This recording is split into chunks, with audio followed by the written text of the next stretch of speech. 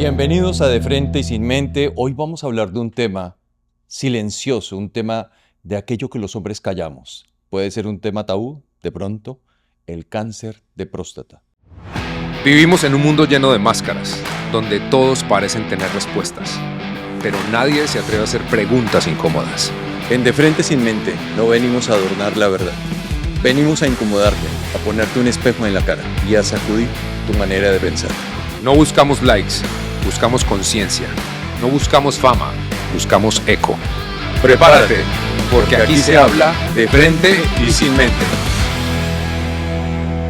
Bienvenidos a De Frente y Sin Mente. Hoy vamos a hablar de un tema silencioso, un tema de aquello que los hombres callamos. Puede ser un tema tabú, de pronto, el cáncer de próstata. Pero como decimos, estamos en De Frente y Sin Mente y aquí no nos callamos, aquí hablamos. Así es, Mauro. Bienvenidos, como lo dice Mauro, a nuestro siguiente capítulo de Frente y Sin Mente. Y hoy vamos a tratar ese tema que definitivamente nos toca bastante. Vámonos de frente y sin mente con estadísticas de una vez. Por favor. ¿Ok?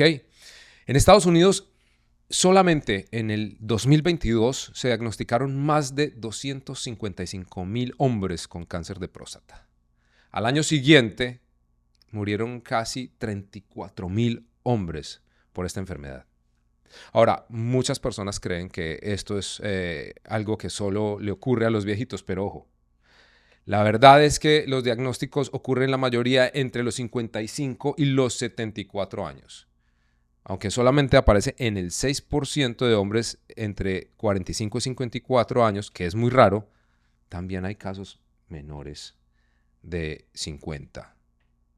Ahí es donde arranca esta historia. Eso nos dice verdades muy incómodas, como primero, no es un tema exclusivo de ancianos. Segundo, el silencio y la falta de prevención es lo que nos está costando la vida hoy en día a muchos hombres. Entonces vienen las preguntas. ¿Por qué el silencio? ¿Por qué la pena para ir a hacernos el examen? ¿Nos estás preguntando, Juan? Sí, a ti y a todo el mundo. Bueno. O sea, ¿por qué la pena? ¿Por qué el silencio? ¿Por qué muchos pensamos que el tema de prevención de próstata es muy complicado porque todo se limita a que nos metan el dedo por allá? Pues comencemos por ahí. ¿Por qué? Sí. Porque es un tema que debilita supuestamente nuestra masculinidad, Sí. ¿no? Es un tema, cáncer de próstata suena como a algo muy abajo que se asocia a nuestra virilidad y es como si nos sintiéramos débiles hablando y tocando ese tema. Es algo que yo he referido muchas veces en nuestras conversaciones, Mauro, y es que definitivamente el hombre tiene un sexo muy débil. Por eso es que hemos construido esa armadura fuerte, por eso es que muchas veces hemos caído desafortunadamente en la violencia, en actos completamente ilógicos, creo yo, y no sé si tú coincides conmigo como terapeuta, en ese afán de protegernos, de proteger ese sexo débil, ese punto allá que está tan vulnerable. Y en ese afán de protegernos, de no ir allá, nos callamos, no vamos a hacernos los exámenes, lo dejamos como un lado, como que no, a mí no me va a pasar, eso no es para mí, eso es de viejitos. Cuando menos piensan, nos agarra el tiempo y llega el momento y nos hemos descuidado por completo y está ahí presente.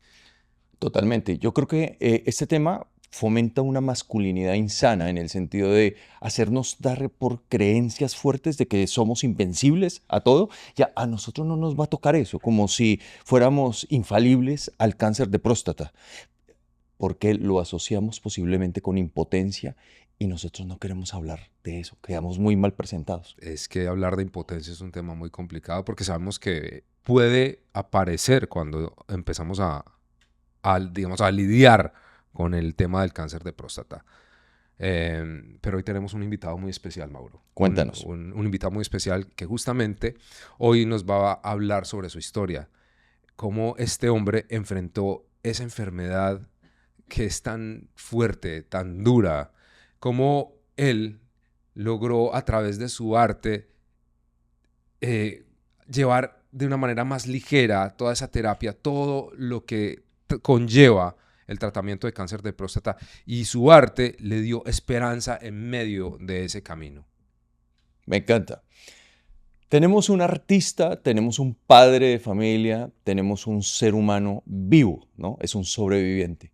Y la riqueza que vamos a tener en este conversatorio es hablar con libertad sobre lo que no se habla del cáncer de próstata.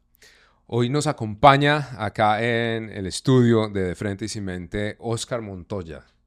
Óscar, mucho gusto, qué rico tenerte acá, Muchas hermano. gracias, muchachos. Gracias por invitarme y como les dije ahora, es un honor para mí estar con ustedes acá y compartir este, este, mi historia y su espacio. Es un honor para nosotros porque, vamos a decirlo, es nuestro primer invitado. Hoy estamos inaugurándonos acá Inaugurando. con invitados Muy y bien. tú eres Gracias, nuestro gracias. primero y creo que tu historia es para nosotros muy importante. Es una historia digna de traerla, de hacerla pública, de contar, porque tiene algo muy bonito de esa resiliencia y de ese proceso en el que tú te enfrentaste y a través de tu obra lograste dar un cambio a todo eso que estabas viviendo. Yo voy a decir algo de Oscar. Cuando yo conocí a Oscar, lo conocí en una presentación en una galería exponiendo su arte y lo que me llamó la atención de su arte fue, él es retratista entre otras, Sí, pero los ojos que plasma en sus obras me llamó la atención que estaban llenos de vida. O de sea, vida. y fue lo que le dije, Sí. oye, ¿estos ojos de dónde salen? E inmediatamente me dice, ¿quieres saber la historia de verdad? ¿De dónde sale esa potencia de la mirada? Y ahí arranca toda esta historia. Correcto. Pero primero vamos a contarle a la gente quién es Oscar, porque pues ahí también hay que hablar de la hoja de vida, ¿no? Porque Gracias. pues, no es un man que está parado aquí de la nada y que un día llegó y se puso a pintar, no. Miren, Oscar es un artista formado en el Instituto de Bellas Artes de Medellín. Sí, Bien, sí. hermano, paisa. Gracias. Sí, Salud. sí, sí, No se sí. nos nota de dónde somos. No, para nada. Tiene más de 25 años de trayectoria en el arte clásico y figurativo. Y su obra ha sido expuesta en galerías en Colombia, en Estados Unidos, incluyendo el Bailey Contemporary Arts Center en Pompano Beach y en el Cleveland Clinic en Weston. Sí, sí. Además, Oscar ha dedicado parte de su vida a enseñar, compartir y dejar huella en nuevas generaciones de artistas. Me consta, y vamos a echarle por aquí un saludito de una vez a un nuevo artista que quiero mucho, a Romeo Art, que es un duro. Pero hoy Oscar no solamente viene a hablarnos de esa técnica, de cómo ha desarrollado esta maravilla, que si lo vemos ahí detrás de él está, es como, uno puede decir, ¿este es Oscar o este es Oscar? Sí. Una técnica impresionante. Hoy Oscar nos va a hablar acerca de su proceso con el cáncer de próstata y cómo el arte fue como un bálsamo en medio de todo ese proceso. Y creo que démosle comienzo a todo esto contigo. Adelante. Total. Todo tiene un principio y yo creo que cuando hablamos de cáncer, ¿no? Es una palabra, a todo el mundo aterra. Es una palabra que da miedo. Así digan que está muy avanzada la tecnología, que el pronóstico de vida ha mejorado, que los tratamientos cada vez son más revolucionarios. La palabra cáncer incomoda y asusta. La primera pregunta es muy básica. ¿Cómo se siente recibir el diagnóstico? Te sentís violado. Yo me sentí violado. Yo me sentí vulnerado, atacado. Y la pregunta, ¿por qué yo? Ese fue mi sentimiento. Recibir el diagnóstico no fue fácil. Como les contaba ahorita, yo estaba con mi esposa cuando me diagnosticaron después de todo el proceso de los exámenes y de todo eso. Y fue difícil. Yo no lo expresé con ella, simplemente le apreté la mano cuando nos dijeron, pero yo me sentí violado. Y no sé si alguien que nos esté viendo, que nos esté escuchando, alguna vez lo han ultrajado de alguna manera, pero así me sentí. Obviamente, ese momento es, como lo dices, un impacto tan fuerte que puedes llegar a eso que dices, sentirse violado. Pero hay un proceso previo en el que todo, digamos que trae como viene con una tensa calma, porque todo arranca con un examen de sangre, Sí. en el que vos supuestamente estás bien, Ujú. estás tranquilo, y te dicen, hey, ¿cuántos años tienes tú? Yo tengo 55. 55 años. Sí. Por ley, uno después de los 45, y eso si no tiene antecedentes, le dicen, no, tranquilo, después de los 50 hay que empezar Sí. a hacer el examen de sangre, como por protocolo. Entonces uno un día dice, ok, ya llegó el momento de hacerme el examen de sangre, te hacen un examen de sangre, sale todo bien, después viene el otro. y tal vez ahí es donde sale algo alterado. Sí. ¿A ti te diagnostican a través de un examen de sangre o no? Bueno, yo te contaba ahora, yo tengo mi doctor, es el mismo doctor hace 20 años, en el que confiamos mucho. Desde que yo cumplí 40 empecé a preguntarle cuándo es mi época para el examen de la próstata, porque yo he sido siempre muy amigo de hacerte el examen, de estar pendiente de tu salud. Entonces me decía, no, usted no tiene antecedentes, no hay necesidad. A los 49 me hizo el examen del PSA de sangre que Sí. mencionabas y salió bien. El próximo año hacemos el examen y los otros exámenes que hay que hacer, el tacto, ¿cierto? Al que todo el mundo le tiene miedo y que muchos hombres no se hacen. Por esa varonilidad que hablabas ahorita, por eso que queremos, yo soy macho y a mí no me toca nadie, ¿cierto? Hagamos una pausa y creo que vale la pena. Yo creo que esa es una de las estupideces más grandes de los hombres.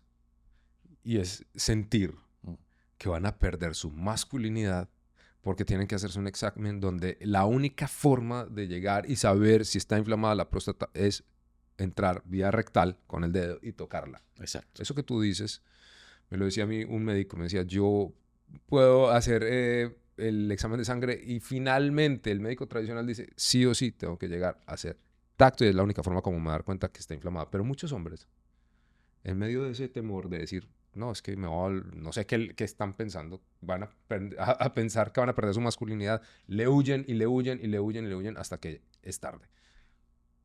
Sí, total. Entonces, volviendo, entonces cuando, como te digo, a los 49 me hicieron el examen de sangre y salió normal.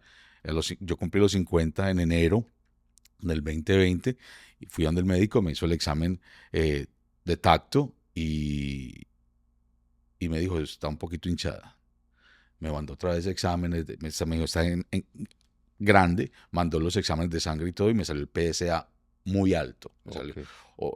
No recuerdo los números, creo que un hombre con PSA el número tiene que ser 4 o 4. menos. Sí. A mí me salió en 4.3. Entonces me dijo, esperemos 3 meses y nos lo volvemos a hacer. A los 3 meses lo hice, 4.6. Esperemos otro mes y nos lo volvemos a hacer, 4.8. Entonces estaba subiendo aceleradamente. Cuando llegó ese 4.8 me dijo, no, ya hay que hacer. Entonces ya me mandó a de un urólogo y me hicieron biopsia. La biopsia fue horrible también, rectal. Eh, y bueno, todo este proceso duró hasta agosto, donde ya finalmente me hicieron el diagnóstico. Entonces, como tú decías ahorita, fue un proceso callado, lento, puede que no haya nada, porque inclusive cuando me estaban haciendo la biopsia me dijeron, no, el 80% de esto sale que simplemente que está inflamada y es benigno lo que tenés, ¿cierto? Pero este no era benigno, este era maligno. Maligno. Sí. Y antes aún, porque hay que... Porque una cosa es un diagnóstico que uno le hace y le dicen, ok, salió mal el examen de sangre, ok, toqué y está inflamado. Pero los signos que uno empieza a sentir, o sea, hay algo que el cuerpo empieza a hablar, porque uno puede decir, no, es que tengo un dolorcito acá, pero no importa. No, es que estoy orinando, hoy amanecí como congestionado por la orinada, pero no, es que a veces pasa, porque a veces nos pasa. No, tuve sexo y después del sexo la orinada es complicada, o sea, es un tema... Sí. O si hay una micción donde estoy orinando de más en las noches, empiezo a decir, no es que tomé mucho líquido, o sea, justifico y racionalizo. Hay un ardor. ¿Qué sentías vos, Oscar? Bueno, ahí es donde yo le hablo a todos mis amigos y les digo, no, yo no sentí nada. Yo tenía 0 síntomas. Todo, yo no orinaba más de la cuenta, mi sexo era normal, mis eyaculaciones eran normales, mis erecciones eran normales, ¿cierto? O sea que no había nada, yo nunca tuve ningún red flag, como se dice, ninguna alerta, como que me dijera, ok, algo está pasando, ¿cierto? Ahora asocio un par de dolores que tuve un par de veces, pero fueron muy esporádicos y fueron una vez, yo viajaba mucho y una vez en un hotel me dio un dolor, una punzada en medio de la noche, abajo como entre los testículos, pero que me despertó, ¿cierto? Pero digamos que ese dolor de pronto fue en el 2010, en 2019, ¿cierto? Pero Se desapareció. se desapareció, nunca más volvió, entonces todo era normal. Yo dije, no, quién sabe qué pasó, hice alguna fuerza en el trabajo, algo hice que generó esto, o caminé mucho hoy, ¿cierto? Pero nada.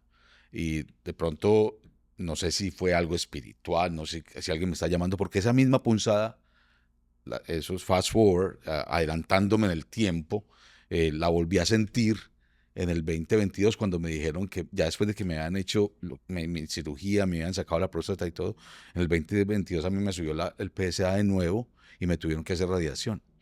Y entonces, en esa época, antes de que me diagnosticaran otra vez, o sea, que me volviera síntomas de cáncer, que me tenían que hacer radiación, me dio esa punzada de nuevo, ¿cierto? Que me despertó.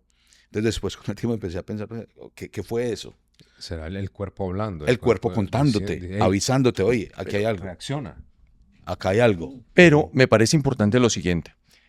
Para el público, obviamente, estamos esperando que hayan síntomas. No, lo peligroso de este No. cáncer es silencioso, Totalmente. inclusive asintomático. Sí, Entonces, amar es cuidarse, ¿no? Y Sí. si uno está en pareja, uno piensa estar mucho tiempo, y si tenemos familia, uno piensa estar mucho tiempo. Y a los hombres nos toca por responsabilidad hacernos cargo de nuestro examen, independientemente de los síntomas. Es el primer llamado que tenemos que decirle al público. totalmente. Es un tema cultural, es un tema de educación. Porque uno oye permanentemente que las mujeres se están haciendo la citología. Papa Nicolau le dicen acá en Estados Unidos. Y es permanente, ¿no? Es que tengo que ir a mi examen de Papa Nicolau. Y es normal. Pero los hombres nunca nos sentamos y decir, hey, ya te hiciste el examen de la próstata. Sí. Hey, tengo que hacerme el examen de próstata. Hey, ya me hicieron el antígeno. Lo volvemos un chiste. No, y lo primero que Chiste. te dicen, Ay, no, que me lo metan, no, que voy a ir yo allá. Porque es lo primero que te dicen. Negación. Primero. Sí, entonces, y lo que tú decías, lo volvemos un chiste. Y no es un chiste. No es un chiste. Para nada. Es un chiste mortal. Sí, No, total, que si no le pones cuidado, te lleva. Es evasión, una tras otra, parten el chiste, me hago el bobo, no voy donde mi médico general y ni le pregunto. Y a veces si uno no pregunta, pues no le mandan el examen. Uno no dice porque pues desafortunadamente el sistema, ni siquiera el sistema el sistema de salud está diseñado para eso. Sí. Ni para el cáncer de próstata, ni para el cáncer de testículos. O sea, uno ve campañas permanentes, por ejemplo, del cáncer de seno, pero qué pocas campañas vemos sobre el cáncer de próstata. Qué pocas campañas vemos sobre el cáncer de testículos. Yo me acuerdo solo de una por ahí que era como que, sí, como que tócatelas. Sí. Igual, como le dicen a las mujeres, tócate el seno, Pero tócate que... pero es que es muy ¿toca feo qué? decir tócate las bolas. Correcto. ¿Pero te enseñan? No. No no te te enseñan. enseñan. No A enseñan. nadie le enseñan. ¿Cómo tocártelas? No te enseñan. No O sea, te enseñan. No te enseñan cómo detectar. Es silencioso, sí, pero ¿cuáles son los síntomas de alerta de un cáncer de próstata? Exacto. ¿Cómo cuidamos de nuestra salud? No Exacto. existe. No existe. Y ahora, una cosa que mi urólogo me dijo, y que me gustaría que todo el mundo entendiera, que todos los hombres, casi el 100% de los hombres, cuando mueren de viejitos, mueren de cáncer de próstata. Cuando mueren mayores. Mayores. O sea, Importante ese dato. todos los hombres, en alguna etapa de nuestra vida, la próstata nos va a afectar de una manera u otra. A todos. Porque es un órgano que crece, que es débil. Y que se hipertrofia. Exacto, lo que tú decías ahorita, que somos muy débiles. Ese órgano es súper Somos muy débil. débiles. Y entonces es el talón de Aquiles de todos los hombres. Y ¿por qué no hacerse el examen? O sea, yo nunca la había escuchado las estadísticas que tú leíste, porque eso fue una de las cosas que yo hice. O que no hice. No quise llenarme De de información. información que me preocupara más. O sea, cuando me diagnosticaron, yo pasé por mi proceso, hice lo que tenía que hacer, pero lo que me decías era muy importante, lo que decías, o sea, yo hago parte de ese 6% que es raro que lo diagnostiquen antes de los 55 años, ¿sí? Entre los 45 y 55. Hago muy parte raro. es muy raro. Y no tenía síntomas, y mi vida era normal, ¿cierto? Entonces, Oscar, uno se pregunta, y me imagino que lo hiciste. ¿Por qué yo? así. ¿Por qué me dio esto a mí? ¿Qué hice yo para que me diera? ¿Qué razones? Primero, no sé si te dieron razones científicas, razones de peso de, hey, sí, a vos te dio esto por X o Y. O también qué razones espirituales pueden aparecer, porque yo creo que aparece ese cuestionamiento. O sea, la teoría que dice que toda enfermedad viene de algo interno, de Ujú. algo. Todos esos cuestionamientos te los hiciste. Totalmente. Y uno, bueno, cuando te preguntas por qué y empiezas a investigar en tu vida, en tu pasado, con tu gente, eh, el no decir, el no contar mi historia a otros, evita que las generaciones que vienen no lo escuchen. Entonces, yo dije ahorita que mi doctor me dijo que yo no tenía historia de cáncer de próstata, pero después cuando me diagnosticaron, me di cuenta que un tío mío sufrió de la próstata desde muy joven. Nunca tuvo cáncer, un hermano de mi mamá, pero sufrió de la próstata. Eso es hereditario. Y era algo callado. Era algo callado. Nadie supo. Nadie lo decía en la Nadie lo familia. decía. No En se la hablaba. familia nunca nadie lo habló. Después me dijo mi mamá. Ah, sí, su tío como que tuvo problemas de próstata. Como que Exacto. él tenía unos problemitas allá. Como que sí, pero eso. Allá, que de eso no se habla. No. Eso no se le cuenta a nadie ni a los hijos porque entonces es el papá. Es el macho de la casa. Y tiene problemas allá y eso. No. Y ahí viene el mito de la impotencia, la virilidad. Seguramente le tienen que estar haciendo el examen y eso Ujú. no, eso es muy feo. Sí. De eso no podemos hablar. No, exacto. Y mi tío en la época vivía por allá en Los Llanos, en Puerto Inírida, Claro. por allá, entonces tenía una ferretería grande, entonces era el señor del pueblo y entonces tenía que ser el que nada lo toca, nada le hace daño, nada lo afecta. Imagínate, Mauro, cuántos problemas y cuánta carga tenía ese señor en ese entorno de silencio, en ese entorno machista, en ese entorno en el que no puede decir, estoy sufriendo de esto, ya no puedo orinar bien, o tengo que usar un pañal, o porque todo Sí, es silencio, la exacto, vergüenza, exacto, todo lo que acarrea una enfermedad como la que tú estás exacto. viviendo o tuviste que vivir. Sí, exacto. Entonces uno se hace esas preguntas. Entonces vuelvo al tema de hacerse el examen y de preguntar en la casa y de contarle a todo el mundo. O sea, yo le cuento a todo el mundo lo que me pasó y de hecho por eso nació la exhibición de arte que hice, que ahorita llegamos allá, eh, de que las personas tengan conciencia de que los hombres que no somos tan fuertecitos como pensamos, que somos muy vulnerables y la vida es muy débil. Ahora, voy a aclarar algo. Los sobrevivientes de cáncer tienen una tarea y es decirle al mundo, cuídense. Sí. Pero el otro lado del mundo es importante cuestionar lo siguiente. eh, el mundo es cruel, la gente es cruel, la mirada del otro es cruel. Y cuando yo escucho a alguien hablar de su testimonio, digo, pobrecito, Ujú, por lo que pasó. Entonces yo me siento a salvo porque estoy de este lado, ujú. sano, seguro, y te miro a ti como, qué bueno que tú pasaste por eso. Sí. Cuando el llamado es hermoso, es cuídate, despierta, Sí. ¿no? O sea, es responsabilidad tuya.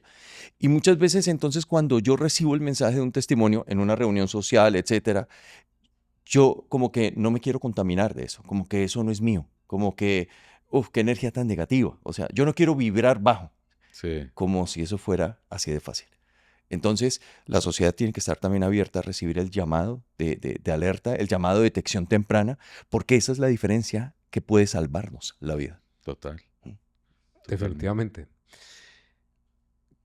Hablar de todo este proceso que viviste, tu testimonio, que creo que es muy valioso para todos esos hombres que nos están escuchando, y no solamente los hombres, las mujeres, Sí. las parejas. Claro. Qué importante es la pareja en la detección, en el acompañamiento, como en las mujeres. Muchas veces, no sé si lo saben, muchas veces somos los hombres los que detectamos el cáncer de las mujeres de seno.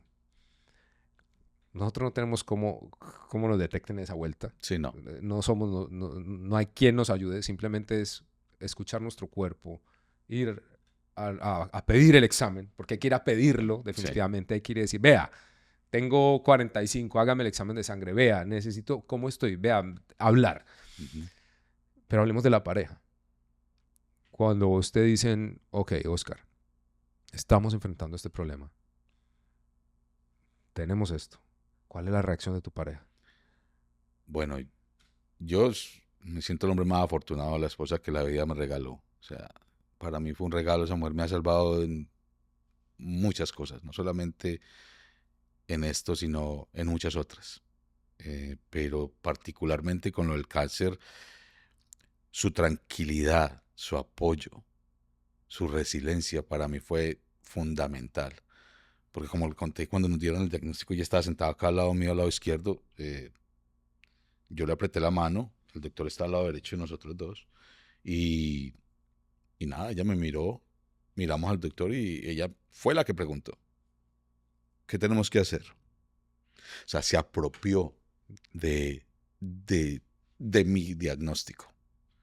¿Sí? Entonces, para mí, ese macho alfa que todos creemos que somos, cuando recibió el diagnóstico se cayó a una doncella de castillo débil, porque así me sentí, y ella se convirtió en mi caballero, que me vino a rescatar de ese demonio o de ese dragón, si lo queremos poner como en una imagen.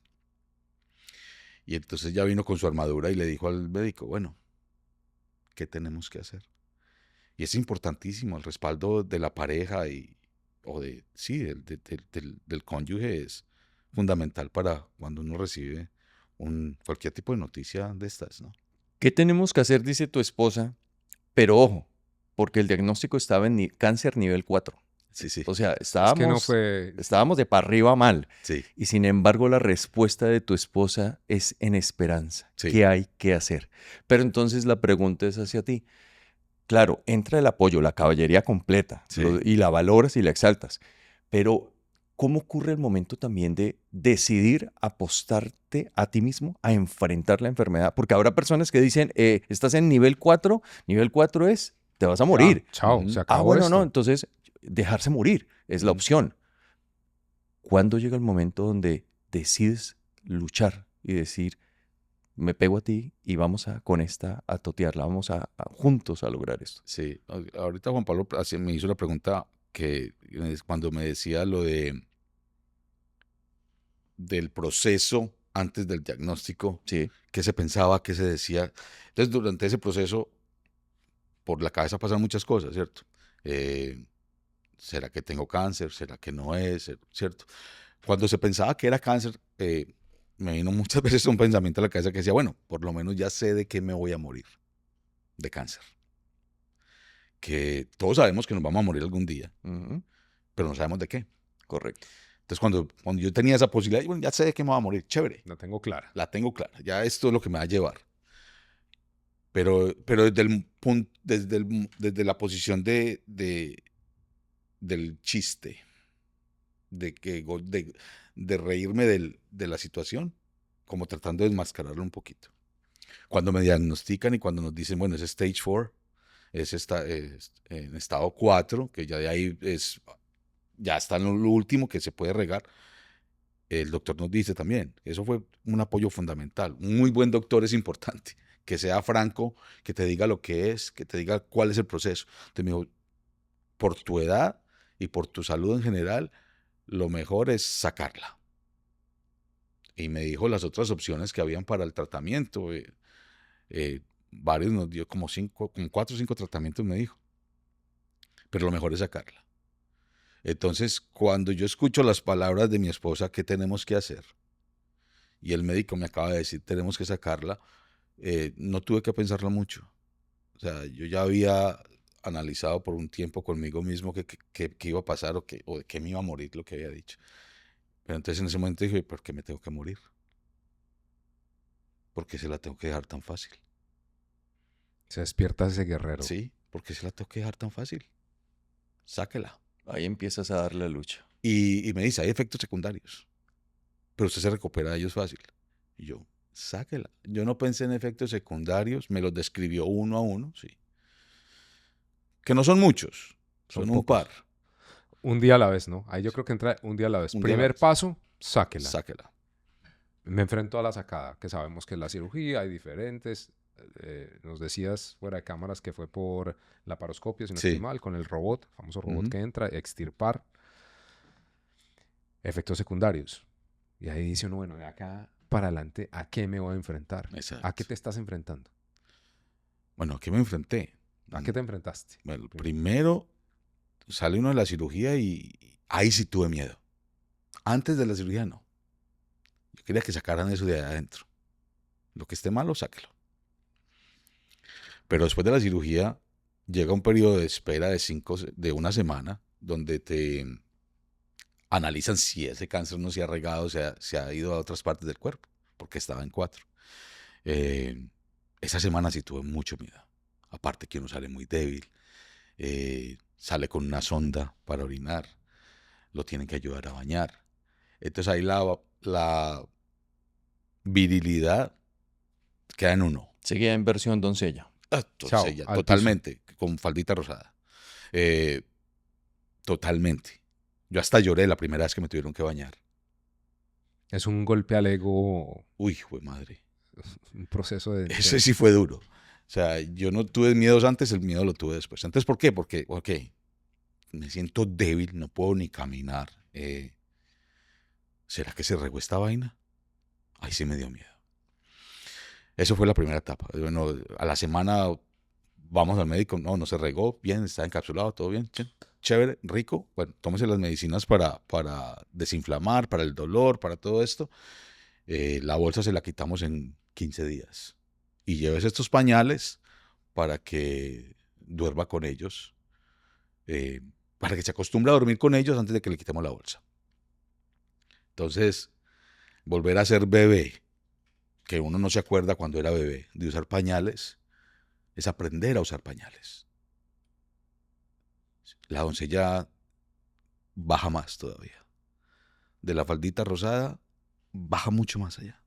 Entonces, es mucha debilidad. Y después de que te quitan la bolsa, empezar a usar pañales, a sentir que no puedes controlar la orina es complicado. Es complicado y que así voy a vivir toda mi vida. Pero gracias a Dios, ese efecto secundario yo lo superé rápido. A mí, yo no tuve que usar pañales sino 2 meses. Me quedaron como 4 cajas de pañales en la casa que nunca utilicé, pero... Sí, que realmente ese es uno de los grandes miedos, porque Sí. todo el mundo dice, me operan de la próstata y voy a quedar condenado a un pañal el resto Sí. de mi vida. No siempre pasa. No siempre No, pasa. yo Tiene con- que ver mucho con varios factores están Exacto. ahí. A nivel individual. Sí, eso es muy personal, sí. Es muy personal. Y entonces, bueno, yo no, como te digo, yo no uso pañales. Obviamente, la recomendación es tratar de no aguantar una ida al baño. Y cuando nos toca aguantar, esa incomodidad de aguantarse unas ganas de ir al baño se cambia a un dolor muy intenso, que inclusive te impide caminar. Eso es, no lo llamo efecto secundario, es una consecuencia de no tener la próstata, porque la próstata ayuda como a contener ese líquido, la orina en la vejiga. Entonces, al no tenerla, nosotros nos toca aprender ejercicios de Kegel, Kegel, sí. Kegel exercises para que no aprender. deben ser hechos ya tarde. Sí, Deben sí. ser hechos desde antes. No, claro. Ojalá uno supiera Uno hacerlo debería desde hacer antes. eso todos los días de la vida. Pero expliquémosle al público de qué estamos hablando, porque habrán Sí. personas que dicen de qué están hablando, ejercicios de qué. ¿De qué? Bueno, el nombre exacto no me acuerdo, es Kegel Exercises, lo digo en inglés, que así fue como me lo enseñaron. Es aprender a cerrar y a abrir el ano. Como cuando uno hace número 2, Sí. es aprender a cerrarlo y abrirlo. Y, por ejemplo, en este momento lo estoy haciendo. Entonces, Para saber cómo se hace, Sí, pero sí, es algo para- que debemos hacer pero permanentemente. entonces uno siente que con los testículos se le contraen un poco. Correcto. Exacto, entonces es eso. Y es muy difícil porque a mí alguien me decía, me pueden corregir si estoy equivocado, no sé, que así es como las mujeres controlan la orina. Sí. ¿Cierto? O sea, las mujeres controlan la orina así.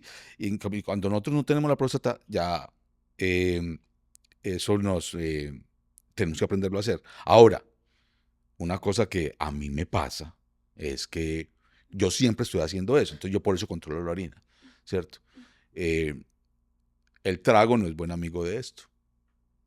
Ni el trago, ni la nicotina, ni la cafeína. No. Hay una cantidad de cosas Y que... ningún relajante. Porque si yo, por ejemplo, me tomo muchos tragos, me relajo el cuerpo y me orino y no me doy cuenta. Relajas el Claro. esfínter. relajo el esfínter, totalmente. Entonces es otra cosa que para mí es un efecto secundario positivo que me alegra. Yo No tomar. nunca he sido un tomador de trago grande, pero sí era un tomador social. Ahora poco tomo, o sea, ya es muy poco lo que tomo y cuando salgo por ahí con mis amigos es un trago o dos, una cerveza o dos, pero no más. Eh, porque sí, porque siempre tengo que estar haciendo este ejercicio de estar cerrando. Yo quisiera hacer un alto, Juan, Sí, porque no quisiera pasar de largo un detalle. Bueno, son muchos los detalles en la Sí. descripción, pero uno habla de cáncer y hay personas que uno diría se ablandan, como que el ego pierde poder y la persona entra en vulnerabilidad.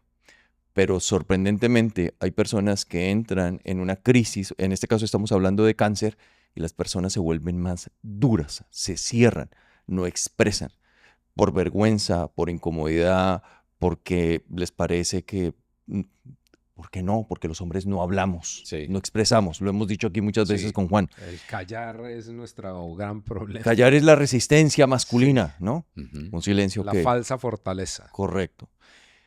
¿Cómo ocurre ese proceso de verte tú un hombre entero y de un día a otro con una sonda, con pañales, reducido, como tú dices? Lloré cuando vi que me tenían que ayudar a bañar. Ese es el momento de llanto. ¿Entraste en vulnerabilidad con tu pareja o sentiste también el endurecimiento de tu ego en medio de este proceso? Ella y yo somos muy abiertos y yo siempre he sido muy vulnerable con ella. O sea, yo no, en nuestra relación nunca ha habido pues como ese endurecimiento. Em, lo que sí se ha perdido mucho es el sexo por esa misma, otro efecto secundario de que ese sí ha sido más duro, es la disfunción eréctil. Entonces, se sigue siendo vulnerable. Sigo siendo esa bailarina, ¿cierto? Todavía.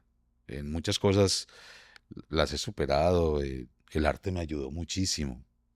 O sea, de hecho hice una exhibición ayudando a otras personas con cáncer. Y fue bonito. Pero en mi parte personal íntima, todavía sigo siendo una bailarina. No lo he podido superar. ¿Puedo hacerte una pregunta íntima? Ay, Juan, Sí, me dale, pasé. dale. No, ¿Puedo hacerte una pregunta más íntima con respecto a eso? Claro. Claro, todos son procesos día a día, ¿no? ¿Cuándo llegas a enfrentar que hay problemas en tu sexualidad? ¿Cuándo es el día cero donde tú dices, oh, oh? Bueno, el día cero, llevamos mucho tiempo en ese día cero. Yo sé que los tengo. Yo miro a mi esposa todos los días con amor y con deseo. Pero cuando llega el momento de tratar de tener intimidad, tratar. Y es una palabra que a mí no me gusta usar. No llego.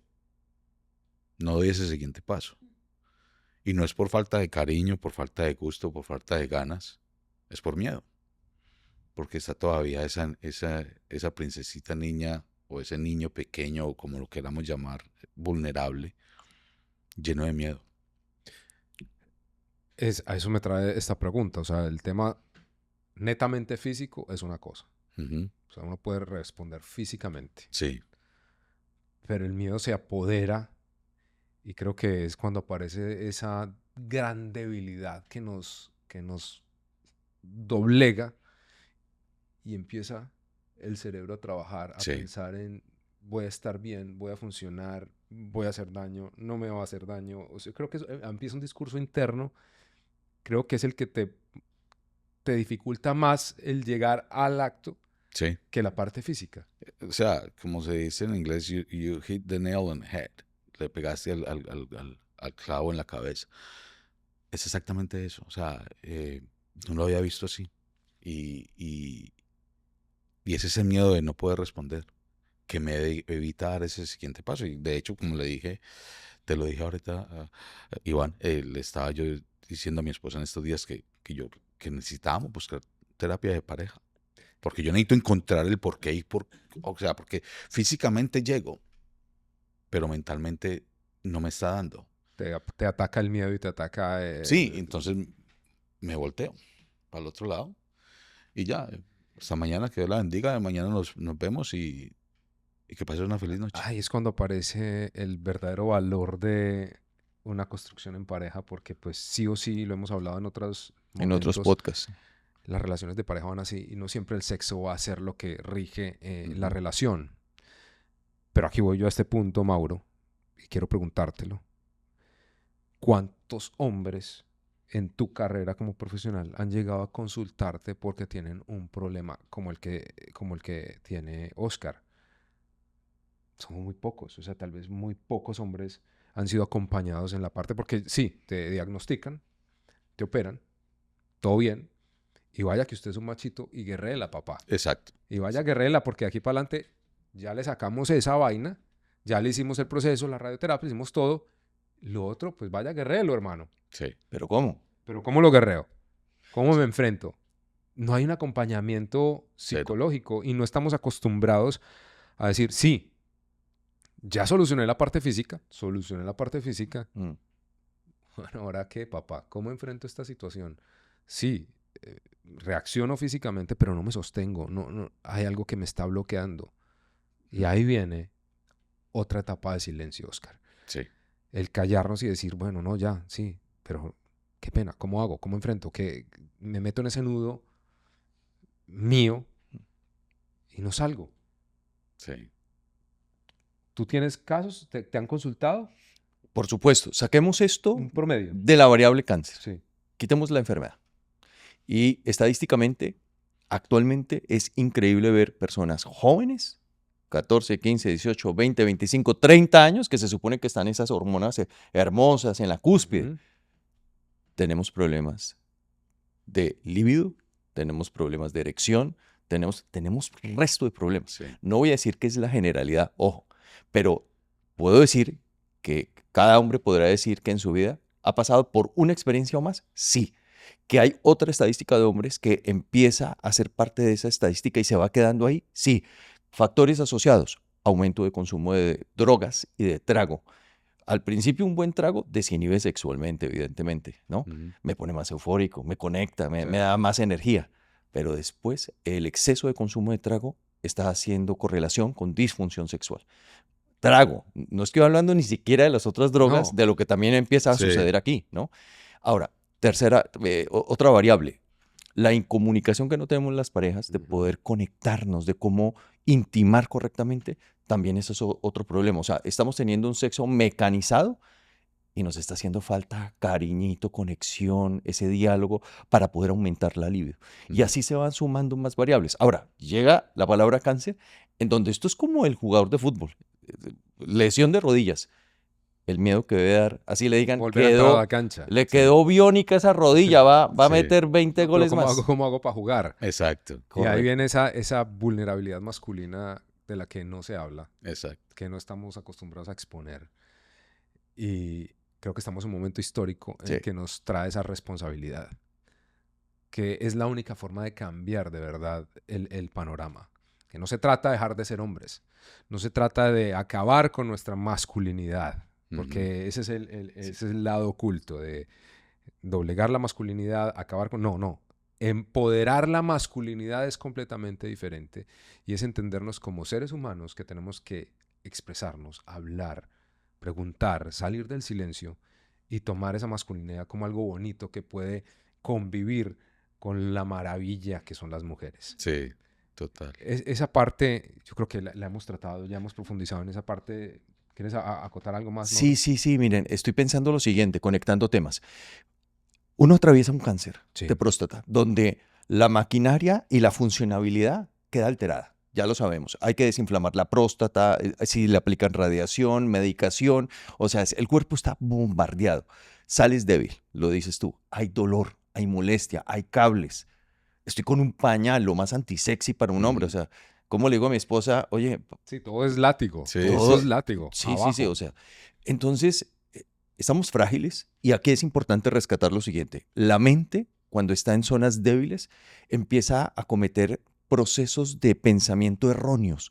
Sabotajes. La mente no está pensando bien, Sí. porque estamos inundados de muchas emociones, ¿no? Miedo, fragilidad, estamos pensando erróneamente, estamos haciendo lo que se llama generalizaciones erróneas. Paso a paso, el hecho de que por ahora no se me pare, no quiere decir que sea para siempre. Ujú. Pero como estamos en un proceso de fragilidad, la idea errónea es, no se me paró. Automáticamente, ¿qué No, siembro yo? no sirvo para esto. No sé. No sirvo, me anulo. Entonces, el mayor peligro es que se empiezan a cosechar ideas erróneas y no estoy paso a paso, paso a paso. Conquistar ese paso a paso es tal vez es el otro proceso de donde está centrada esta conversación. Sí, Volver a recuperar esa confianza. sí, Permitir el contacto, sí. dar el siguiente paso, venciendo el miedo, que es muy, muy duro. Es la parte, Es para la mí ha sido lo más difícil. parte más difícil, vencer ese miedo a no responder, a dónde voy a llegar, a cómo era yo. Ujú. Yo creo que el era es el gran enemigo en cualquier situación. Total, Partamos hasta de emigrar. Todo el que llega a este país pensando en lo que era, nunca va a progresar acá. totalmente. Aquí ya es como meterse en un campo muy tuyo, pero yo creo que te ataca también el cómo era yo antes. Sí. ¿Qué hacía antes? Ahora no soy igual. Entonces no puedo llegar a eso que yo era. No voy a poder responder a eso que ella tenía Ujú. y cómo voy a entregarle esto nuevo que soy. Pero tal vez eso nuevo que soy tiene otros puntos para explorar completamente maravillosos. Enfrentar una sexualidad completamente diferente a lo que era antes, que tal vez no entregaba. Sí, Son muchas cosas que pueden estar en ese entorno de empezar a racionalizarlas y traerlas a ese punto de la confianza con nuestras parejas. Que ahí sí ya como parcero te puedo decir, hey, tuviste una mujer que se enfrentó con vos en un proceso muy bravo, Sí. que yo creo que no va a tenerle miedo a decir, enfrentémonos a este nuevo sí. momento. Pero aquí tocamos Y un eso tema va para delicado. todos los que están en esta Sí, jugada, ¿no? claro. Sí, Sí, sí, sí. pero ojo, aquí hay un tema muy delicado porque las mujeres que están del otro lado, que son las Sí. protagonistas también de nuestra historia, ¿cómo les damos ese mensaje a esta mujer esta mujer puede servir de enfermera, es la acudiente nuestra frente a los Sí. médicos, es la que Todo. ayuda a tomar decisiones, pero siento que las mujeres no pueden hacerlo todo en el sentido de cómo toco el tema sexual, porque No. pueden decir, lo estoy transgrediendo, Sí. o sea, ¿cómo le decimos a una mujer, en este caso tu esposa, ¿sí? Y el mensaje sería a las mujeres, si es necesario que ahonden en los temas sexuales, sí es importante, lo estamos diciendo aquí. Mucho. O sea, de hecho, por eso les decía ahora, detrás de cámaras, que yo le he venido diciendo a ella, bueno, ¿qué vamos a hacer? O sea, no podemos seguir ignorándolos, ¿cierto? Ignorándonos. Entonces, ella me dice, sí, tenemos que hacer algo, pero entonces no damos ese paso. O sea, Porque está estamos de acuerdo. la pena. Es que Exacto. también sentarse a hablar con una persona del sexo de pareja es algo como que, "Ey, no es Exacto. algo común". Pero vuelvo y digo, estamos en otro momento de la historia, Exacto. donde no está nada mal buscar un sexólogo y decir, bueno, ya superamos este problema y aquí está pasando esto. ¿Qué tengo que hacer yo y qué tiene que hacer ella para enfrentar este tema? Porque tal vez dentro de ella hay una cantidad de pensamientos también de decir, no, si él no permite que yo llegue allá, que yo dé este paso, ¿qué puede pasar? Se puede sentir vulnerado, porque puede estarte protegiendo. Total. Ella Exactamente. está protegiendo a esa persona que está viviendo todo eso y dice, no, hasta que él no se sienta tranquilo, pues yo no tomo esta acción. Pero a veces resulta que no, es que tiene que haber la acción y venga para acá Exacto. y puede pasar. Es que tú tocaste un tema ahorita muy importante que yo no lo había visto de esa manera. El pasado, que es un enemigo en muchos lugares, Sí. diría yo en todo. Pensar en ese pasado. Y entonces cuando lo dijiste, yo dije, uy, es que yo ahora soy virgen. Entonces pensé, me llevé al momento de mi primera vez, que esto es otra historia. Soy virgen y tengo Empezar ese de nuevo. miedo. Claro. Entonces no sé cómo hacerlo. Entonces esa es la parte que me toca ahora ¿Qué- ir a hablar con Indira y decirle, bueno, ¿Cómo hacemos? que somos Que ahí vírgenes. viene Claro. otra historia de los hombres, Mauro. Que es que esto de aquí no sale, mire, ya nos va a acabar el tiempo casi y esto va para largo. Pero es que los hombres somos unas huevas. Mm. Los hombres somos unas pelotas. Y la sociedad nos ha castigado y porque nosotros mismos nos hemos montado en una película. Y es que siempre se habla muy ampliamente de la virginidad de las mujeres. Es que la virginidad de la mujer, es que es la primera vez de la mujer. ¿Y cómo fue tu primera vez? Y siempre es como esa parte bonita de la primera vez de la mujer. Ujú. ¿Y cómo va a ser? Y cuando llegues, si llegas virgen al matrimonio, y todo un cuento en torno a la virginidad femenina, Mm. pero nunca hablamos de la virginidad masculina. Y la cantidad de cuentos y pajazos mentales y estupideces que los hombres nos llevamos para poder enfrentar esa primera vez. Sí, Total. Para poder, ¿cómo le rindo? ¿Cómo hago? Porque también nos llenamos de información de machitos, del el torito, la vaina, mientras que la mujer está en una posición débil, en una posición de la virginidad, de cómo me enfrento. Nosotros no hablamos de eso. mm-mm. Nosotros nunca lo ponemos sobre la mesa. Siempre estamos guerreando con una cantidad de ideas locas adentro para podernos enfrentar a esa primera vez. Exacto. Y creo que estás en un momento, lo Sí. acabas de poner acá sobre la mesa. Sí. Si hay un momento jodido para uno como hombre, de ansiedad, de poder lograrlo, de poder llegar, es esa primera vez. De cómo va a reaccionar ese man. Y cuando hablo de ese man, es ese man. Sí. Ese man. Ese man tiene vida propia. Sí, ya va. sí, sí. ¿Cómo este man me va a responder a esta responsabilidad tan grande social que tengo? Porque realmente es una responsabilidad social de, ok, la logré, la Claro. hice, aguanté, sostuve, no fui precoz, no me bajó. O sea, es una cantidad de pensamientos que tienes que controlar. Y creo que te estás enfrentando a eso de nuevo. Total. Porque fue como una, digamos, cercenar y poner de nuevo y arrancar de cero. Exacto. Y una sexualidad distinta. Cambia ¿Cierto? completamente. Porque un hombre sin próstata tiene orgasmos, pero no eyacula. ¿Cierto? Entonces es un orgasmo seco.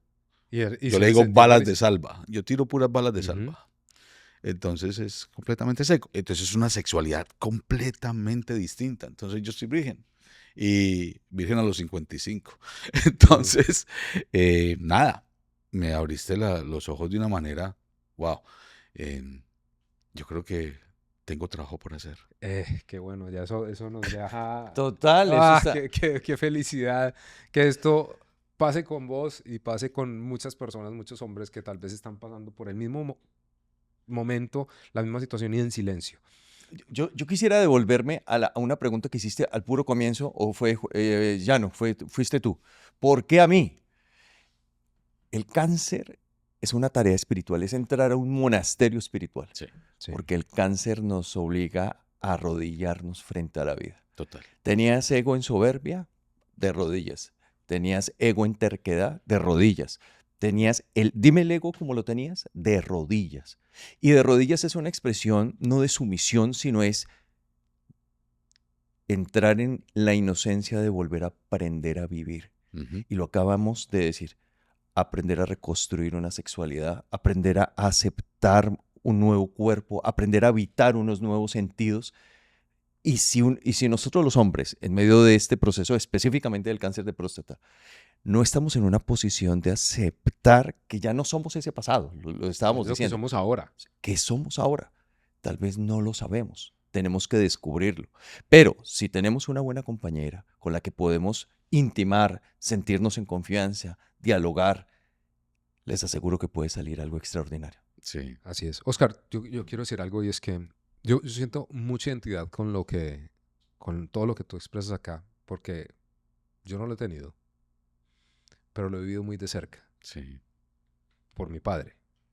Mi padre ha tenido un proceso con su próstata completamente, o sea, ha sido, perdón papá, pero esta es la realidad. A él le dicen el paciente catrasca, cagada tras cagada. Mm. Y todo comenzó con un problema de próstata. No de cáncer, pero sí de una próstata inflamada. Ujú. Y él ha tenido que vivir un proceso muy como el que tú has tenido que enfrentar. Y por eso sé, porque he tenido que estar con él acompañándolo en ese proceso, de cómo te vulnera, cómo te lleva a un estado que tú no entiendes. Y algo que quiero hoy decir es admiro esa resiliencia, admiro todo eso, esa fuerza que hay para salir adelante. Y creo que no hay que darse por vencido. No. Hay que dar la batalla, no solamente con la parte física, sino con esa parte mental, que creo que es la más importante. Y hay algo que yo le he dicho a mi papá siempre en su proceso. Y es como que hasta que tú no encuentres esa parte que hay dentro de ti que está atacando ese lugar, las cosas no van a tener una solución. Y creo que parte de ahí es la pregunta, ¿por qué allá? Porque está esa parte que dice lo mental, lo espiritual, revienta por alguna parte. Ese proceso, cuando yo creo que se lleva de una manera correcta, nos lleva a destapar, a poner sobre la mesa ese montón de cosas que tal vez no habíamos contemplado y que nos habían atacado y que se manifestaron por ahí. Sí. Y es bonito que aparezcan esos momentos como el que acabamos de tocar. Sí. ¿Qué era? Porque yo era así. Porque apareció, que tuve que aprender. Ahora soy un hombre nuevo. Ahora tengo una nueva etapa.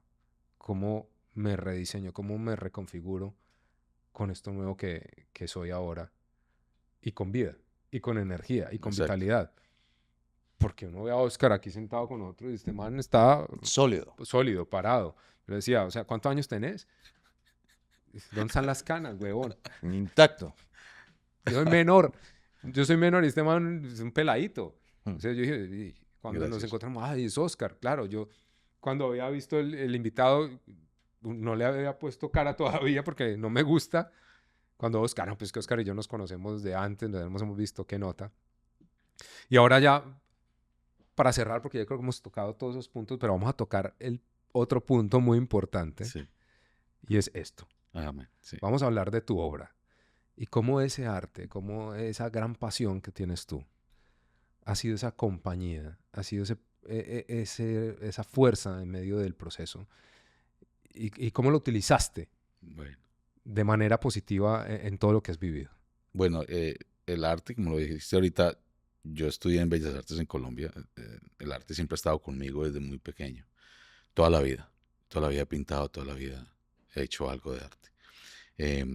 Cuando me diagnosticaron, estaba viajando mucho, entonces hice poco. Fue durante la pandemia. La recuperación fue larga, pinté poco.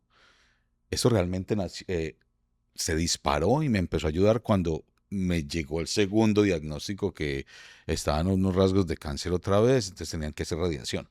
Muy pequeños, pero había que hacer radiación.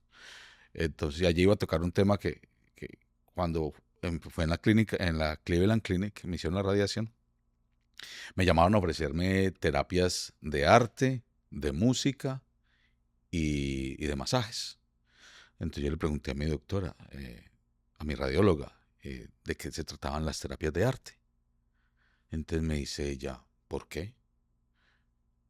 Y yo le digo, ¿cómo que por qué? Me dice, sí, porque aquí casi ningún hombre pregunta por las terapias. Solo las toman las mujeres. Ah, mira eso. Es un tema de niñas. Ir a terapia, de música, de pintura, eso es para niñas. Es para mujeres. Para mujeres. Eso no es para Para nosotros. señoras chismosas que se ponen Exacto. a pintar. Entonces yo le dije a la doctora, bueno, lo que pasa es que a mí me gusta el arte. Y entonces me dijo, ¿y qué hace? Yo pinto retratos. Entonces le mostré mi trabajo y me dice, no, pues usted nos puede enseñar. En vez de nosotros enseñarte a ti, usted nos puede enseñar. Y le dije, de hecho, doctora, yo siempre he querido hacer algo con el arte y el cáncer. Porque, para responder tu pregunta, porque en ese momento yo dije, yo necesito hacer algo que me saque la cabeza de esto. Porque yo tuve 32 sesiones de radiación diarias. Tenía que estar en la Cleveland Clinic todos los días a las 7 de la mañana. Y salía un poquito golpeado, física y mentalmente. Entonces ella me dijo, ¿y por qué no pinta a los pacientes? Pinte sus historias y comience por la suya. Y ya dije, ahí fue donde yo realmente le puse cabeza, ok, esto puede funcionar. Hablé con mis radiólogos, les dije que la doctora me había aprobado para tomarme fotos en el cuarto de radiología. Ellas me tomaron fotos, hicimos una cantidad de cosas y comencé con esta pintura. Y empezó una terapia. Esta pintura yo la comencé antes de que me hicieran la radio. Ya me habían hecho la operación, pero fue antes de que me hicieran la radioterapia. Y me quería pintar como un pintor clásico, que me gusta mucho la pintura clásica. Y cuando comenzó la terapia, yo dije, la radioterapia, dije, ¿ahora qué hago? Y me pinté allá atrás en la cama de radioterapia y para mí fue como un bálsamo que me limpió, me quitó, me sacó las tristezas de la cabeza, ¿cierto? A pesar de que mis hijas, mis 3 hijas y mi esposa fueron un apoyo fundamental y siempre estuvieron ahí, que si no hubiera sido por esas que están en esa pintura, y mi mamá, esas 4 mujeres y mi mamá son 5 mujeres, yo no sé qué hubiera hecho yo solito, pero la pintura Te ayudó. muchísimo, me Yo- ayudó y me ayudó también a ayudarle a otros, porque cuando comencé con los otros pacientes después que ya me había pintado, yo tengo una serie de videos que hice un año entero de una serie de pinturas de pacientes de cáncer y que la hice precisamente en el Bailey Contemporary Art Center en Pómpano y le ayudé a mucha gente y siempre era lo mismo. Pero yo tengo una pregunta, porque uno podría pensar lo contrario. O sea, yo entendería el arte contigo mismo como un catalizador de tus emociones. Sí. Pero el desafío de pintar las historias de otros con cáncer, uno hubiera podido pensar, te vas a sobrecargar de energía. O sea, Ujú. ¿estabas listo para ese proceso? ¿Qué descubriste? Bueno, cuando la primera entrevista no estaba ni 5 listo. O sea, yo pensé que podía y yo lo había vivido. Pero entonces hice algo muy parecido a lo que estamos haciendo acá, pero pues sin tener mucho conocimiento de cámaras, de micrófonos, de luces, de nada de eso, ni de guiones. Simplemente fue muy, muy natural y muy viral, Muy empírico. muy empírico, 100%. Pero a mí lo que me chocó fue con la primera señora que entrevisté, ella empezó a llorar, contándome su historia. Entonces yo siempre hablaba desde mi experiencia, pero cuando ella comenzó a llorar, yo, ¿ahora qué yo hago aquí? Me paro y le doy un abrazo. ¿Qué hago? Entonces fue duro. De hecho, yo hice a raíz de eso, dije, ok, yo tengo que prepararme un poquito. Entonces hice un curso de Art Therapist Practitioner, un practicante de terapia de arte, como para poder tener bases y fundamentos, como para Cómo saber enfrentarte con cómo cada uno de enfrentar los casos. esos casos y cómo negociar ese tipo de situaciones, ¿cierto? Sí. Entonces, para mí fue lo que decía ahorita, lo del bálsamo. Para mí fue parte de ese bálsamo, sentirme que yo era también ese bálsamo para otros. Fue bueno, fue bonito. No me saturé de las historias de los amantes, me sentía refrescado cada vez que llegaba una persona a mi estudio. Tuve un estudio en Pómpano por 9 meses. Entonces, las entrevistas eran cómodas, eran agradables. Historias tengo por montones con cada uno de Hiciste una ellos. terapia para ti y para todas esas personas porque Sí, el arte definitivamente nace de la vulnerabilidad. El total. arte nace de lo más humano, desde Ujú. lo más interno. Y eso es tal vez lo que necesitamos. Sí, Todo lo que hemos dicho en esta entrevista se va a ese punto, a la vulnerabilidad, a hablar, a expresar, a decir, a no temer. sí, Y cuando te sientas frente a una persona con la disculpa de te voy a entrevistar para hacer una obra con tu caso, aparece esa apertura y siento que todas esas personas a través de tu arte lograron expresar muchas cosas que tal vez no habían dicho ni a sus familias total. ni a sus seres más cercanos. O sea, abriste un espacio maravilloso de expresión, de terapia, de tranquilidad que seguramente, estoy 100% seguro, va a aportar algo tan poderoso como la misma quimio, la misma radio, todo. O sea, es tan importante que no se puede dejar a un lado. Sí. Ojalá hubieran estado presentes cuando hicimos el lanzamiento de esa exhibición. Fue lindísimo. Nos hubiera encantado. Hoy sí. Eso, yo puse una campana de victoria como las hay en los hospitales. Todas las personas que pinté vinieron, los que dibujaron vinieron. Eso fue una cosa impresionante. Fue un limpiador de almas impresionante. Porque yo, perdóname, nadie imagina que se trabaje un proceso artístico en medio de una enfermedad. O sea, No. como que pensamos en el arte bonito Sí, estéticamente, el parche. arte equilibrado, el Sí, arte con la paleta de colores y el sí, degradé. Y aquí estabas pintando con los dolores pero con la luz de almas que Sí. estaban luchando su vida. Perfecto. Y la última cosa que quiero decir acerca de lo de la exhibición es que cada una de las obras, y está en mi website, en cada una de las obras, la descripción que tiene cada pintura y cada dibujo fue escrita por las personas que dibujé. O sea, no es mía, es de ellos Es de y los ellos. que pinté. Aprovechemos para que dejes tu website acá y tus Sí, sí, redes sí. sociales de una Por vez, favor. por favor. Sí, sí, sí. Bueno, a mí me pueden encontrar en Instagram, en las redes sociales como Oscar Montoya Fine Art. Y así es mi website también, oscarmontoyafineart.com. El Fine es Fine Art. Ahí me pueden encontrar y ahí está toda mi información Toda tu historia. y la historia la exhibición se llama Strokes of Resilience, brochazos de resiliencia, y ahí está toda la historia de mi proceso y de los procesos de cada uno de ellos. Oscar, como esto no es solo visual, porque Ujú. pues en YouTube seguramente están viendo esta hermosura de obra ahí atrás. Quiero que hagas una descripción Sí, de tu obra, de esta obra, ok. Bueno, mi obra para los como... que están solamente escuchando. Sí, el autorretrato que yo hice, como lo estaba diciendo ahorita, yo me quería pintar como un pintor clásico, eh, como un Rembrandt, como todos los que se pintaron ellos mismos, como el Velázquez, que me gustaban mucho, mirando mirando a la cámara o mirando a la persona que está al frente con la paleta de colores que usa para pintar en una de sus manos. Entonces esa era la visión inicial de esa pintura. Cuando ya la convertí en una expresión de cáncer y de mi proceso. La camisa la pinté azul, que representa, todos los cánceres tienen un color. Entonces el azul es el cáncer de próstata, entonces por eso la camisa la pinté blanca. Inclusive la pintura original era con la camisa del Nacional. ¿Cómo te parece? La Más negra. paisa No, no me digas. Hombre. La pintura No, original todo iba tan romántico, tan bonito. O sea, no, me lo iba a pintar con la del Nacho. con la del verde. Todo bien. Ay, verde forever, no. Pero era ¿Se negra. imagina esa hermosura de obra con la de... Yo soy hincha del Nacional, pero brother. Pero era la camisa, era la La negra, negra, la la negra, elegante. la negra. Ok, bien. Sí, o sea, era la de vestir, no era la amarilla, verde, no, era la negra. Pero en todo caso, la cambié el color por el color del cáncer de próstata azul. Y atrás de mi imagen que está al frente, me pinté en la cama de radiación. Yo les conté ahorita que la doctora aprobó que me tomaran fotos y eso, pidieron permisos con la administración del hospital y hasta con gerencia hablaron para poder entrar a una cámara en la sala de radiación.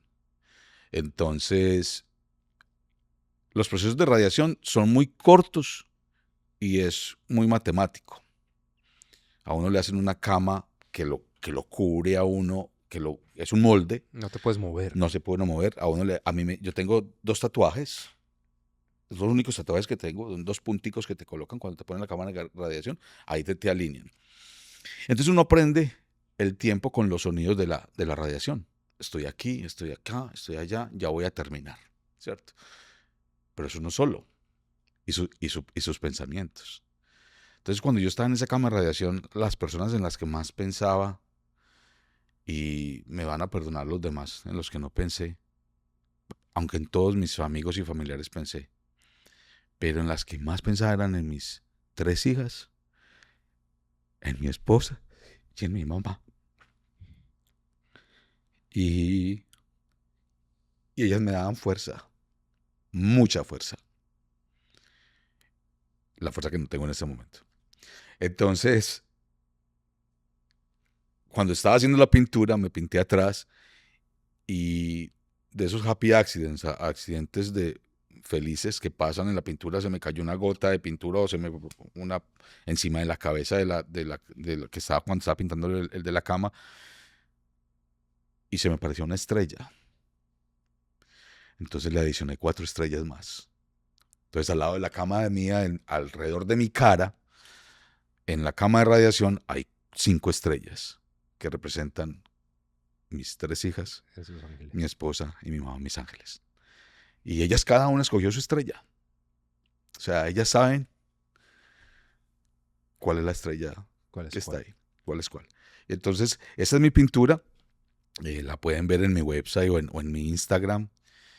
Y nada, los invito a que no le tengan miedo a los exámenes, el que sea, a la prevención temprana, hombres, mujeres, niños, estar pendientes de lo que la ciencia te diga hacerlo, porque No huir.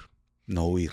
Y creo que hay que decirle al público que no se necesita ser artista para transformar el dolor, porque tú tuviste la herramienta a la mano, pero no se necesita ser artista. El arte nos pertenece a los seres humanos. Sí, Ahora, pienso que volvamos al mismo tema original. ¿Por qué a mí? El cáncer es un llamado espiritual a reaprender todo en la vida, a sí, volver a sorprendernos por las cosas simples de las que tanto hablamos, a volver a encontrar nuevas maneras de intimar sexualmente con nuestra pareja, a volver a vivir incertidumbre sobre la vida y sorprendernos en todo el sentido.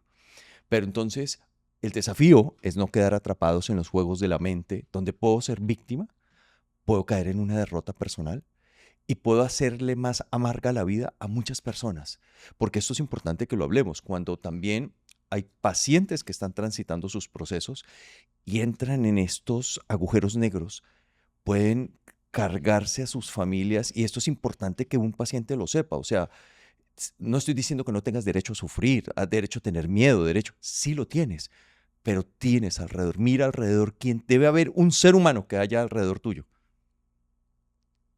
Y siento que hay que también tener una responsabilidad emocional para no terminar de hundirse. Salir adelante no es suficiente, lo decías. A ti te hicieron las intervenciones, te hicieron todo lo que médicamente era posible, pero el siguiente paso lo tenías que hacer tú en tu alma. Y era volver a decirle a la vida, vuelvo a vivir. 100%. Y de hecho, una idea común o un tema común en todas las entrevistas que hice de los pacientes que pinté y dibujé era eso. Es la actitud que yo pongo frente a esto que estoy A lo que estás viviendo. enfrentando.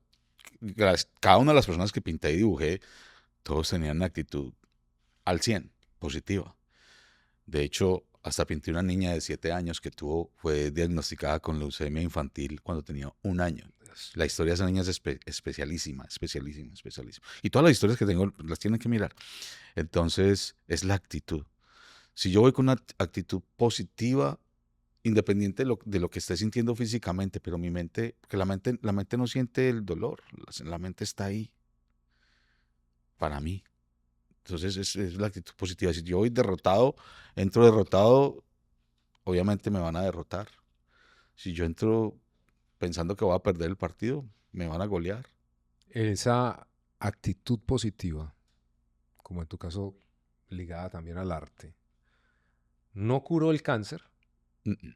pero ayudó a sobrellevarlo y a enfrentar de otra manera, ese proceso que puede ser completamente destructivo si tú te hundes Total. en lo oscuro, en donde no es, allá no es.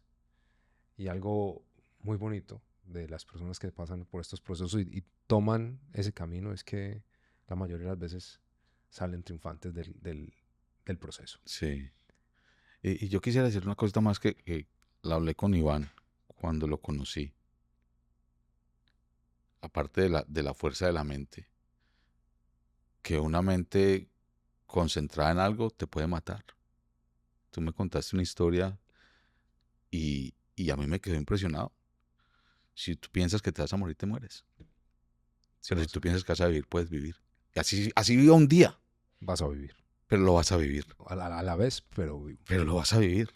O sea, bueno. Oscar, muchas muchachos, gracias por acompañarnos, gracias por darnos este honor de ser el primer invitado no, a muchas De gracias a Frente y usted. Sin Mente. Gracias por abrirte, gracias por mostrar tu vulnerabilidad, gracias por soltarte como lo hiciste, por no tener el miedo, por este espacio, por tu obra.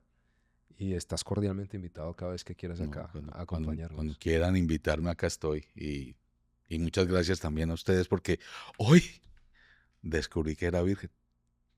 Gracias, muchachos. Muchas gracias. Gracias a ti. Maravilloso testimonio. Yo creo que tenemos un problema y es, yo siento que el público va a hacer mucha resonancia con este testimonio.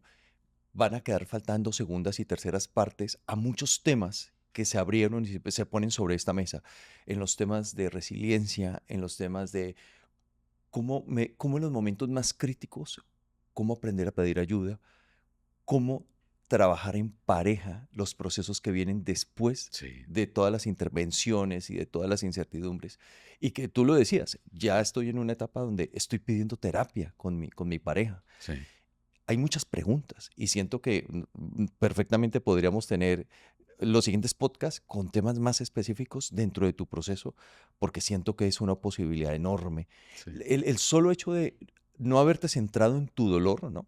Sino haber mirado el dolor de otros, o sea, tu sufrimiento tomó sentido sí, y le diste sentido a otros, los hiciste existir en medio de algo que es tan difícil de enfrentar como es diversos cánceres, porque tengo entendido que en tu obra no estaba retratando solamente hombres con cáncer de próstata, sino seres humanos enfrentándose sí. a todo tipo de cánceres. Y lo lindo es, vuelvo al comienzo del conversatorio, rescatas los ojos y rescatas vida en esos seres, donde uno no puede ver enfermedad, sino puede ver lucha. Amén. Sí, es que realmente es lo que a mí me importa. Y cuando alguien me preguntaba la semana pasada qué me inspiraba a mí, y a mí me inspira esto, rostros, miradas, y poder para mí captar la esencia del individuo es, para mí eso es fundamental. Entonces yo siempre que hago una pintura la camino mucho, la miro mucho, me demoro mucho, pero también la amo mucho. Entonces cada obra es un hijo y cada obra es un alma que quiero dejar. Y cuando alguien tenga esa obra en su casa, quiero que recuerden a esa persona como el que era o la que era. Entonces, para mí es fundamental esos ojos. Son parte de mi estudio permanente. Muy bien, hay fuego en tu mirada. Sí, Oscar, sí, total. Oscar, gracias por tu obra, gracias por tu testimonio, gracias por ese legado que estás dejando y por compartirlo con nosotros. Mauro, antes de que esto termine, tenemos que dar gracias a nuestro patrocinador de hoy, Nuno Style. Hermano, ya tenemos merch. ¿qué tal hoy Tenemos cómo merch. estamos Mire, vestidos? tenemos merch ya, tenemos gorras. Miren, la gorra me la voy a poner para cerrar. Por La favor, gorra, mira. estamos con todo el power. De frente y sin mente, ya Sí, de tenemos frente y sin mente. ¿Qué gorritas, tal? ¿no? ¿Qué tal? ¿Qué tal? Ya. Con todos los Bien. poderes. Muchas gracias por habernos acompañado en este episodio de Frente y Sin Mente. Nos vemos luego. Síganos ahí en nuestras redes y déjenos sus opiniones. Compártanlo si les gustó.